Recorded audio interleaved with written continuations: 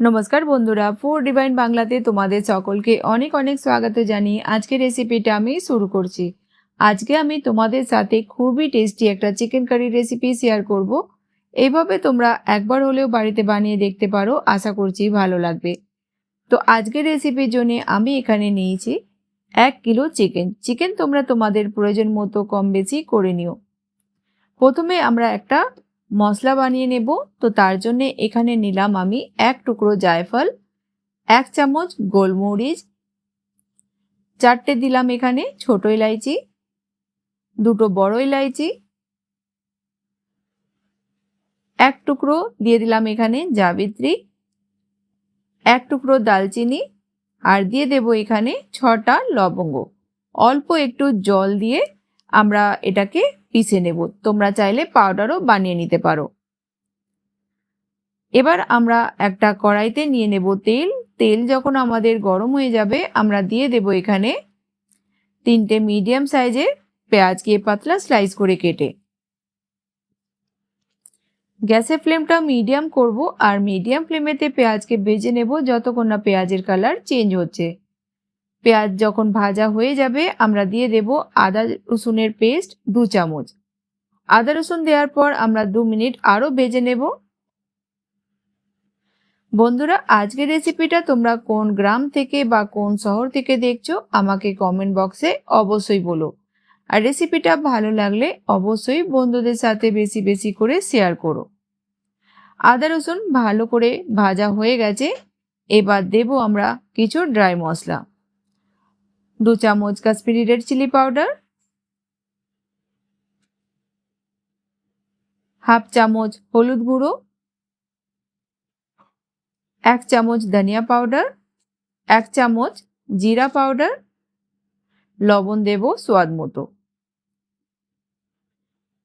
অল্প একটু জল দিয়ে আমরা ভালো করে মশলাটাকে 3-4 মিনিট ভালো করে একটু কষিয়ে নেব।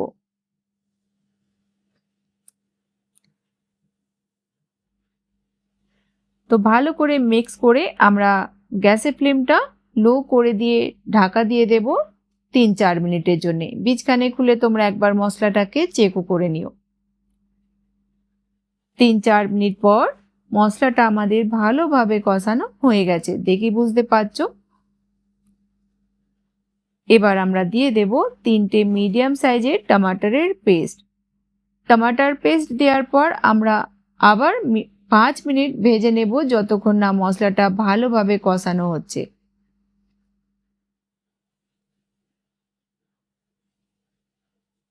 তো গ্যাসের ফ্লেমটা মিডিয়াম করে আমরা মশলাটাকে কষিয়ে নেব। তো ঢাকা দিয়ে দেব আর বীজখানে খুলে তোমরা দুবার চেকও করে নিও। 4-5 মিনিট পর মশলাটা আমাদের ভালোভাবে কষানো হয়ে গেছে।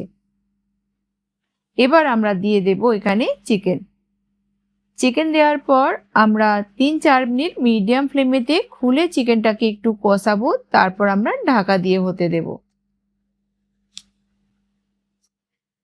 আজকের রেসিপিটা তোমরা একবার হলেও বাড়িতে বানিয়ে দেখতে পারো। রুটি, পরোটা বা যার সঙ্গে মর্জি তোমরা এটা খেতে পারবে।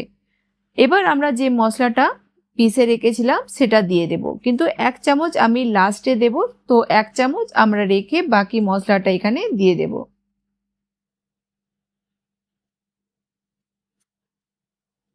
তোমরা একবার যদি এই চিকেন কারিটা বানিয়ে খাও তোমাদের এটা কিন্তু ফেভারিট হয়ে যাবে। এটা এতটাই টেস্টি তৈরি হয়। তো গ্যাসের ফ্লেমটা মিডিয়াম করে দিলাম।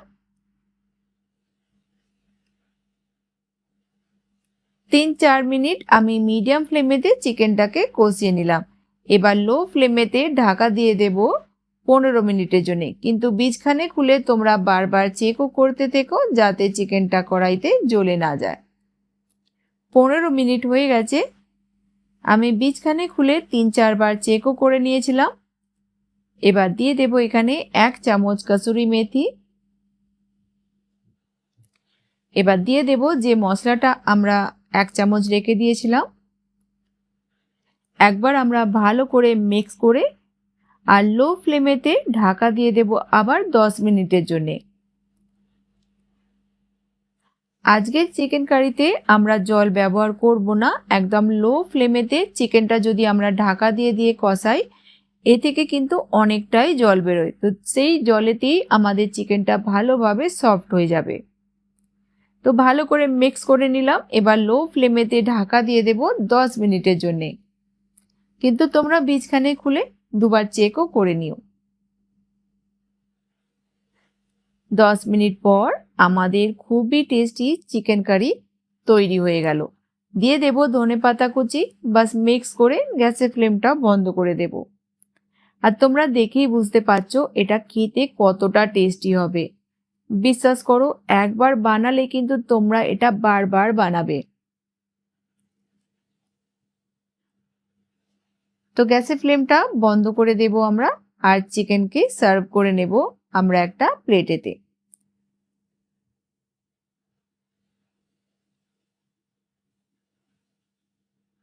তো বন্ধুরা, আজকের রেসিপিটা তোমরা বাড়িতে বানাও, খাও, তারপরে বলো তোমাদের কেমন লাগলো। ভালো লাগলে অবশ্যই বন্ধুদের সাথে বেশি বেশি করে শেয়ার করো। চ্যানেলে নতুন হলে প্লিজ চ্যানেলটিকে সাবস্ক্রাইব করে নিয়ে আমার পাশে থেকো। তো নতুন কোনো রেসিপির সঙ্গে আবার দেখা হবে। ততক্ষণ ভালো থেকো, সুস্থ থেকো।